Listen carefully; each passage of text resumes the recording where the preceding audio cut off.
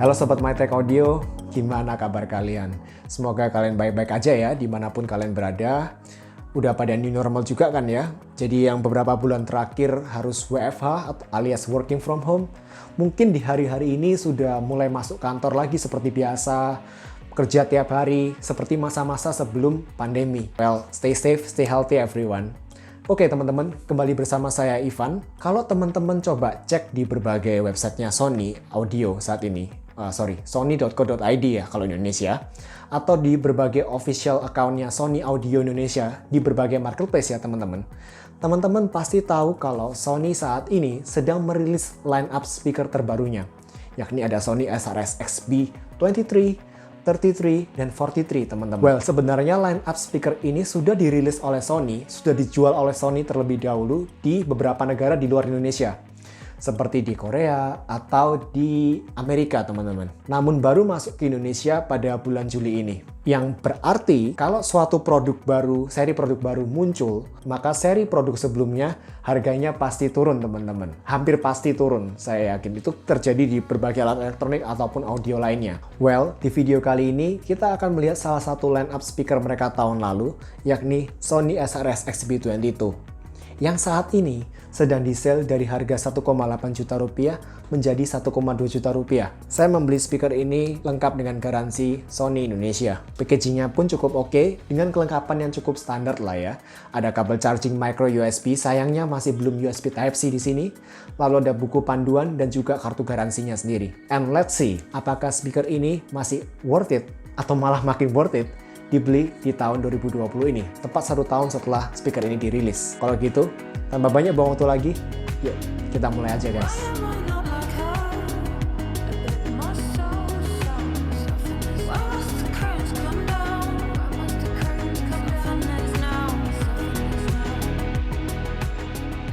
Mulai dari build quality-nya, speaker ini sekitar 70% bagian bodinya dilapisi oleh material semacam rubber atau karet, yang mana cukup nyaman untuk digenggam teman-teman, terutama di bagian tengahnya ini. Namun bukan yang paling nyaman juga untuk digenggam, karena di bagian ujung-ujungnya itu masih terasa agak licin. Mungkin karena begitu flat banget ya di sini ya, jadi terasa agak licin.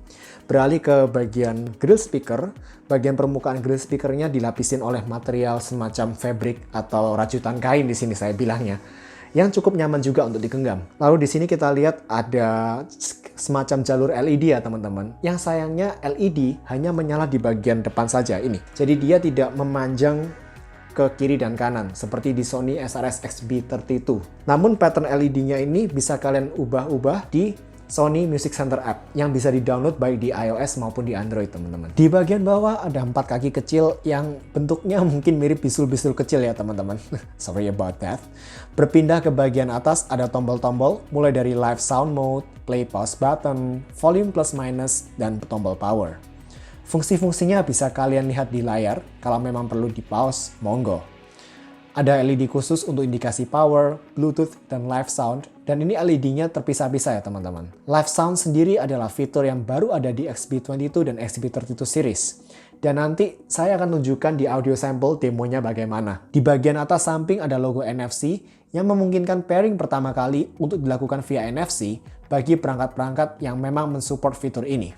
Berpindah ke bagian belakang, terdapat celah yang di dalamnya terdapat passive radiator. Lalu ada water resistant flap yang berisi beberapa tombol dan port. Tombol battery ketika ditekan akan memberi info kepada kita secara suara tentang level baterai dari speaker ini. Battery about 70%. Tekan 3 detik untuk menonaktifkan atau mengaktifkan LED dari speaker. Lalu ada tombol WPC yang kepanjangan dari Wireless Party Chain, yang berarti teman-teman bisa mempairingkan speaker ini dengan tipe-tipe speaker Sony lainnya, tertentu ya teman-teman, hanya yang kompatibel aja, hingga maksimum 100 speaker untuk menghasilkan volume yang lebih kencang tentunya, dan akan memainkan audio secara bersamaan.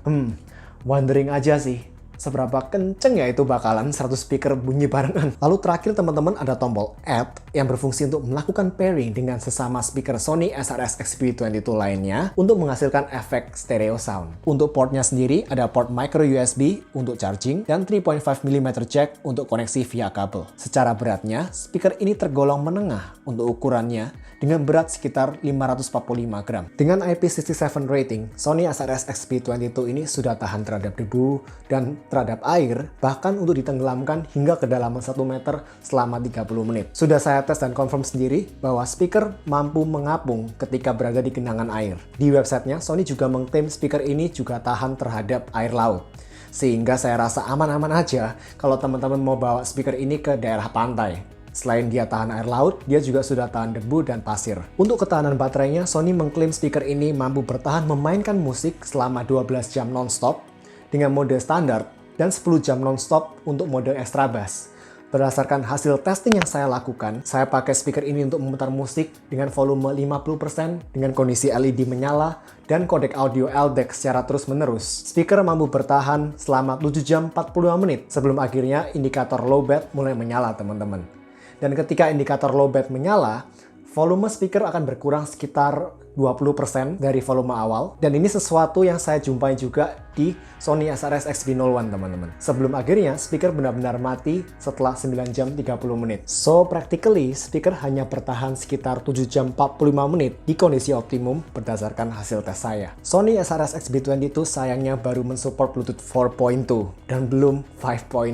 Dimana dengan Bluetooth 4.2 secara linear saya bisa berjalan sejauh 50 meter sebelum akhirnya sinyal Bluetooth dengan HP saya mulai terganggu. Jarak 50 meter sudah cukup bagus untuk ukuran Bluetooth 4.2. Pairing Bluetooth pertama kali dapat dilakukan dengan fitur NFC apabila perangkat-perangkat yang kalian gunakan yang ingin dikoneksikan dengan speaker ini memang mensupport fitur NFC tersebut. Untuk kemampuan pairingnya sendiri, speaker ini telah mensupport multi-device pairing dan dapat dipairingkan dan dikoneksikan dengan hingga 8 perangkat sekaligus, teman-teman. Misalkan, kalian punya perangkat A dan perangkat B. Dan perangkat A dan perangkat B ini sekarang dalam keadaan terkoneksi dengan speaker ini. Apabila saat ini speaker sedang memutar musik dari perangkat A, dan tiba-tiba kalian ingin memutar musik dari perangkat B, kalian nggak perlu men-stop musik dari perangkat A terlebih dahulu.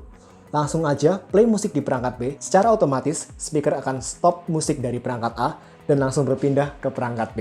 Dan ini fitur yang cukup useful menurut saya. Untuk koneksi Bluetooth-nya sendiri, saya nggak ngalamin masalah yang berarti, baik ketika saya koneksikan dengan Samsung Galaxy Note 9 saya yang sudah support Android 10, dan juga ketika saya koneksikan ke iPad saya yang sudah diupdate ke iPad OS. Ketika saya tes untuk video streaming, saya nggak mengalami delay yang noticeable baik di YouTube maupun di Netflix. Hal ini cukup mengejutkan karena speaker ini baru mensupport Bluetooth 4.2, teman-teman. Padahal seingat saya, tahun lalu ketika speaker ini baru pertama kali dirilis, saya ingat betul banyak banget reviewer yang bilang kalau speaker ini kurang enak dipakai buat nonton YouTube karena ada delay antara video dan audionya.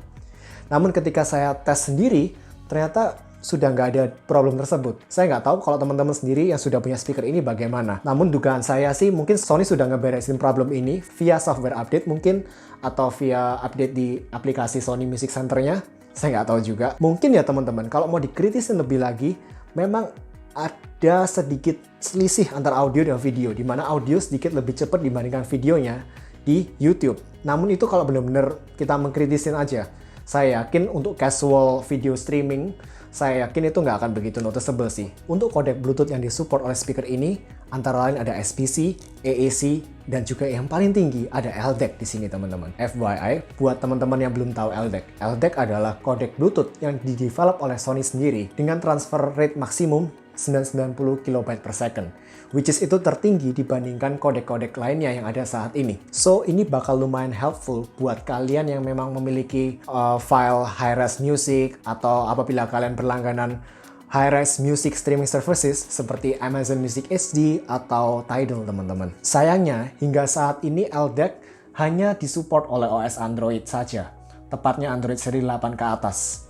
Namun secara perbedaan di resolusinya, di kenyataannya, saya yakin kebanyakan dari kita nggak akan begitu notice sih perbedaan antara menggunakan kodek LDAC atau kodek lain di speaker ini. Karena berbeda dengan headphone yang bisa memprovide detail yang lebih, Speaker sekecil ini nggak akan memprovide detail sebagus headphone sih teman-teman. Jadi perbedaan resolusinya nggak akan begitu noticeable ketika teman-teman menggunakan LDAC atau SPC. So, in the end, LDAC is nice to have, tapi bukan faktor terpenting dalam konektivitasnya di sini teman-teman. Ngomong-ngomong, speaker Sony ini juga telah diperlengkapi dengan built-in microphone. Kalau dipakai buat call test, kira-kira begini hasilnya teman-teman. Tes 1 2 3, tes 1 2 3. Ya, jadi ini adalah hasil recording, sample recording ketika saya merecord dengan mikrofon dari HP. Sekarang kita akan berpindah ke speaker Sony SRS XB22.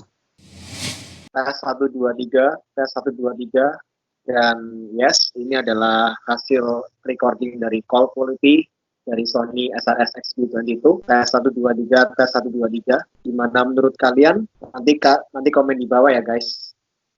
Dan teman-teman, sebelum masuk ke audio assessment, seperti biasa, kita akan terlebih dahulu mendengarkan audio sampel dari Sony SRS XB22 ini. Bagi teman-teman yang memiliki earphone atau headphone, silakan dipakai teman-teman, karena saya yakin earphone atau headphone tersebut dapat memberikan detail yang lebih bagaimana output audio dari Sony SRS XB22 ini. Make sure juga teman-teman untuk support channel ini dengan hit the like button dan juga subscribe bila teman-teman berkenan ya. Karena setiap support dari kalian sungguh sangat berarti buat keberlangsungan channel ini. Thank you guys. Thank you so much. Yuk guys, kita dengerin audio sampel berikut.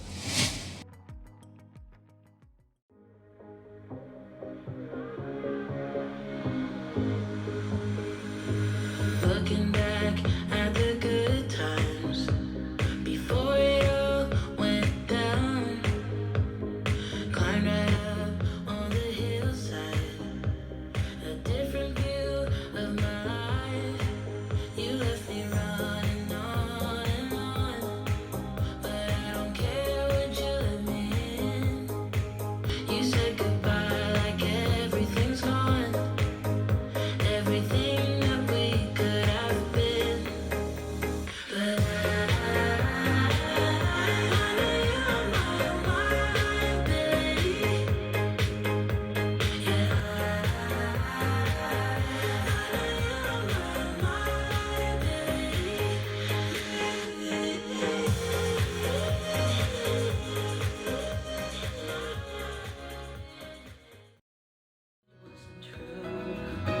I know that it's time for me to let you go.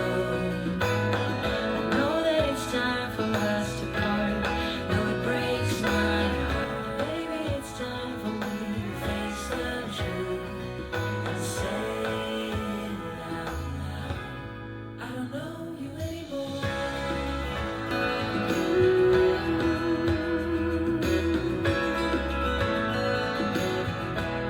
I don't know you anymore. Like I used to do before.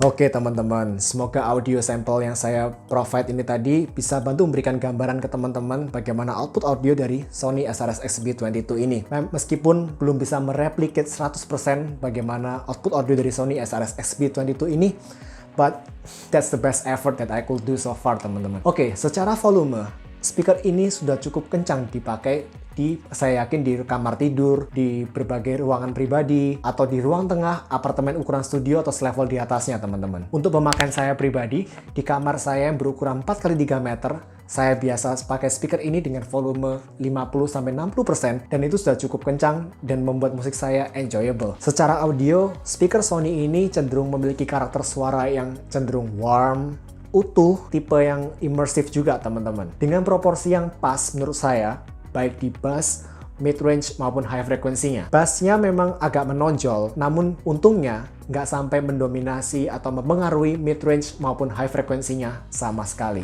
Namun kalau kalian ingin output audio yang lebih bright atau output audio lainnya, kalian bisa melakukan pengaturan equalizer yang terdapat di aplikasinya, yakni aplikasi Sony Music Center. Sebagai catatan, kalau kalian punya speaker ini, saya sangat menyarankan teman-teman untuk stay di default settingnya, yakni di extra bass. Dan jauh-jauhin mode standarnya teman-teman. Kecuali kalau teman-teman nggak suka bass sama sekali, that's okay. Namun apabila kalian masih ingin bass, mending jangan pakai mode standar. Karena di mode standar ini, ketika saya pindah dari mode extra bass ke mode standar, bassnya seperti hilang 70-80% teman-teman. Dan itu berasa banget. Untuk ukurannya, speaker ini mampu memproduce bass yang cukup bersih, immersive, dan bahkan juga cukup dalam teman-teman. Di beberapa lagu bahkan saya notice sub bass juga bahkan keluar dari speaker sekecil ini. Ya memang level sub bass-nya belum sekenceng speaker-speaker seri di atasnya sih, seperti XP32 atau XP41. Namun teknologi extra bass Sony memang sudah punya nama sih ya menurut saya. Sebagai perbandingan, misalkan kalau saya bandingkan dengan Langes S805 yang saya review di video sebelumnya, bass keluaran Langes S805 sebenarnya juga cukup dalam teman-teman. Namun bedanya, bass keluaran Langes S805 terdengar seperti boxy, terdengar seperti kurang bersih aja bila dibandingkan Sony SRS XP22. Mid-range seperti vokal dan instrumen-instrumen terdengar terartikulasi dengan baik, punya detail yang oke juga teman-teman, dan terdengar alive. Vokal seperti mampu berdiri sendiri terpisah dari bass-nya, which is a good thing. Meskipun memang vokalnya tidak terdengar se-bright atau se-forward beberapa jenis speaker lainnya, namun mid-range-nya vokalnya sudah cukup alive bagi saya. Dan dia nggak terpendam oleh frekuensi lain, namun juga nggak mendominasi bass maupun high frekuensinya. Jadi dia cenderung balance dengan bass maupun high frekuensinya di sini teman-teman. Untuk high frekuensinya sendiri sebenarnya cukup terdengar dan nggak terpendam oleh frekuensi lain teman-teman. Namun seperti halnya keluhan saya ketika mereview Sony SRS XP01, saya rasa bila ditune sedikit lebih bright lagi, saya yakin suara high frekuensinya seperti snare, cymbal, lalu vokal wanita dengan suara S akan bisa terdengar lebih detail lagi, bakal terdengar lebih tajam lagi teman-teman. Namun ini mungkin cara Sony juga untuk bermain aman. Jadi mungkin kayaknya Sony memberikan limit di high frekuensinya supaya ketika bertemu lagu-lagu dengan high frekuensi yang cukup kompleks, suara snare, cymbal yang dibunyikan secara berturut-turut, suara-suara tersebut tidak sampai memekakan atau memberikan kelelahan di telinga kita. Masuk ke instrument separation. Di beberapa lagu, saya notice ada pemisahan yang oke antara vokal dengan instrumen. Speaker ini ngomong-ngomong udah dilengkapi dengan dual driver ya guys, di bagian dalamnya. Jadi di bagian kiri dan kanan speaker ini ada driver dengan ukuran masing-masing 40 mm. Ya sekarang nggak kelihatan sih teman-teman. Namun kalau teman-teman lihat di beberapa video di YouTube itu ada yang membongkar speaker ini dan kelihatan ada driver di kiri dan kanan speaker. Saya merasa ada pemisahan stereo yang lumayan dari speaker ini. Di beberapa lagu saya notice-nya ya teman-teman. Jadi nggak semua lagu terlihat pemisahan stereonya. Contohnya di lagu Butter yang dinyanyikan oleh Chris Cornell, saya merasakan vokal seperti didominasi oleh driver sebelah sini. Sedangkan beberapa instrumen, nggak semua instrumen juga, beberapa instrumen seperti kebanyakan keluar dari driver sebelah kanan sini. Tapi overall, pemisahan instrumen dari speaker ini lumayan oke teman-teman. Saya nggak pernah sekalipun menjumpai ada instrumen-instrumen yang seperti terdengar jumbled atau jadi satu terkompres gitu. Untuk soundstage, fitur live sound yang terdapat di speaker ini mampu membuat beberapa bagian dari beberapa lagu terdengar seperti berasal dari area yang sedikit lebih luas dari ukuran speaker. Namun hanya sedikit lebih aja ya teman-teman. Dan hanya di beberapa lagu saja yang saya bisa notice. Beberapa bagian lagu-lagu tertentu seperti terdengar dari area 10 hingga maksimal 15 cm di kiri dan kanan speaker. Live sound mungkin saat ini masih cenderung gimmicky teman-teman. Tapi saya cukup excited dan cukup penasaran juga dengan improvement apa yang akan Sony bisa bawa di fitur live sound ini di seri-seri speaker berikutnya. Salah satunya Sony SRS XP23 teman-teman, yang soon akan segera hadir di channel ini. So, pantengin terus ya. So overall, kalau teman-teman saat ini memang sedang berada di market untuk mencari Bluetooth speaker dengan harga sejutaan atau 1,2 jutaan dengan karakter bass yang oke dan powerful, namun nggak cuma powerful ya teman-teman, bass yang relatif bersih juga, dengan kualitas audio yang relatif bersih juga teman-teman, lalu dengan fitur yang lumayan lengkap, saya yakin Sony SRS XP22 ini masih sangat layak untuk dipertimbangkan oleh teman-teman. Karena lebih dari sekedar kualitas audionya, speaker ini juga punya segudang nilai tawar lain, seperti build quality yang oke, nyaman dipakai di berbagai kondisi lingkungan karena sudah IP67 rating, lalu ada koneksi NFC, ada support berbagai kodek Bluetooth seperti AAC dan LDAC, dan juga harganya teman-teman yang udah turun menjadi 1,2 jutaan saja saat ini. Untuk alternatif lainnya, teman-teman mungkin juga bisa mempertimbangkan JBL Flip 4 atau JBL Flip 5 teman-teman untuk rival yang sepadan dengan Sony SRS XP22 ini di kelas harga yang kurang lebih sama. Terutama JBL Flip 4, meskipun dia produk yang udah agak lama, namun dia memiliki dual driver juga. Sama halnya dengan Sony SRS XP22 ini, teman-teman. Dan bagi teman-teman yang sudah memiliki produk Sony SRS XP22 ini, saya ingin tahu sih, gimana pengalaman kalian so far dengan speaker ini yang kalian punya? Apakah so far so good? Ataukah ada kendala yang kalian hadapi? Nanti mohon bantuan kalian untuk sharingkan pengalaman kalian ya di kolom komentar di bawah, karena saya yakin itu bakal membantu banget buat saya. Saya pun baru memiliki speaker ini selama kurang lebih 1 bulan terakhir, teman-teman. Make sure juga teman-teman untuk aktifkan notification bell untuk menunggu video-video berikutnya yang akan datang ya, karena soon penerus speaker Sony SRS XP22 ini, yakni SRS XP23, akan segera hadir di channel ini. So pantengin terus ya teman-teman. Kita akan lakukan head to head juga nanti dengan speaker ini. Oke teman-teman, jadi kayaknya sekian dulu yang bisa saya sampaikan di video kali ini. Semoga video ini bisa bantu menjadi referensi buat kalian. Oke guys, see you, take care, bye.